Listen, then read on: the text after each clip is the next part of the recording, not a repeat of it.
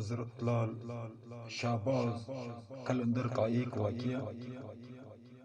حضرت لال شہباز قلندر تشریف لے جا رہے تھے تو ایک ریچھ والے کو نچانے والا نظر آیا تو پوچھے تم کون ہو؟ تو بولا میں قلندر ہوں۔ اس دور میں ریچھ نچانے والے کو بھی قلندر کہتے تھے۔ آپ رحمت اللہ علیہ بے اختیار ہو کر مسکرا دیے۔ یہ بات اس ریچھ نچانے والے کو پسند نہیں آئی۔ کہنے لگا آپ کون ہیں؟ آپ نے فرمایا میں بھی قلندر ہوں۔ کہنے لگا آپ کیسے قلندر ہوں؟ نہ آپ کے پاس ریچھ نہ آپ کے پاس ڈگڈگی، تو تماشا کیسے دکھائیں گے؟ آپ نے فرمایا پہلے تم دکھاؤ پھر میں دکھاتا ہوں۔ ریچھ والے نے ڈگڈگی بجائی اور ریچھ کھڑا ہو کر ناچنے لگا۔ ریچھ والے نے آپ سے کہا آپ کی باری ہے۔ حضرت لال شہباز قلندر رحمت اللہ علیہ دو درختوں کی ٹہنیوں پر کھڑے ہو گئے اور ریچھ والے کو فرمایا کہ نیچے سے گزر جاؤ، مگر یاد رکھنا آگے جانا مگر واپس کبھی مت آنا۔ جیسے ہی ریچھ والا نیچے سے گزرا ماحول ہی بدل گیا۔ نہ وہ سورج کی گرمی نہ گرد غبار، جہاں تک نظر دیکھ سکیں گے خوبصورت پہاڑ، سرسبز وادیاں، نہ موسم گرم نہ ٹھنڈا۔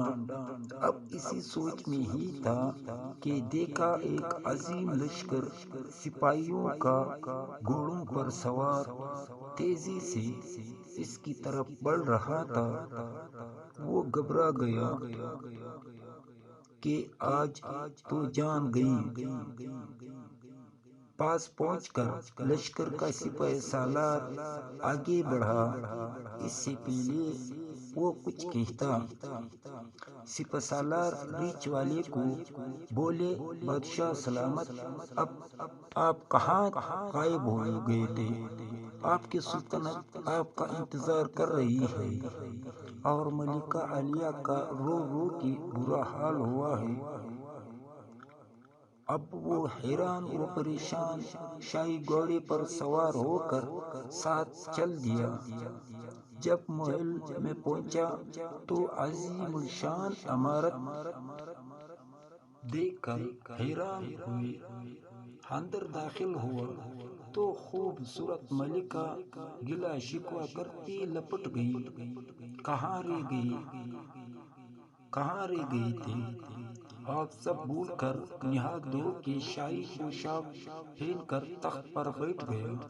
سالوں گزر گئے، بچے ہوئے اور پھر شہزادے بڑے ہو گئے، بڑھاپا آ گیا، جسم سے جان منہ سے ذائقہ چلا گیا۔ ایک دن اپنی سلطنت میں دریا کے کنارے بیٹھے ہوئے تھے تو خیال آیا کہ آخر ہوا کیا تھا۔ اسی سوچ میں وہاں تک پہنچ گیا جہاں تک لشکر نے اس کو دیکھا اور وہاں سے اٹھایا تو یہ بادشاہ سلامت بھی وہاں گیا تو وہی درختوں کے ٹکنے وہاں پر موجود تھے اور یہ جس کے بیچ سے یہ اندر آیا تھا۔ تو اس نے سوچا چلے دیکھ لوں، واپس اس درختوں کے بیچ سے وہ آگے جاؤں، واپس کیا ہوگا۔ تو جیسے ہی واپس باہر گیا تو وہی پرانا اس کا ریچھ کھڑا تھا، وہی ڈگڈگو پڑی تھی، وہی گرمی وہی غبار تھا۔ پیچھے دیکھا تو حضرت لال شہباز قلندر کھڑے تھے۔ اس کی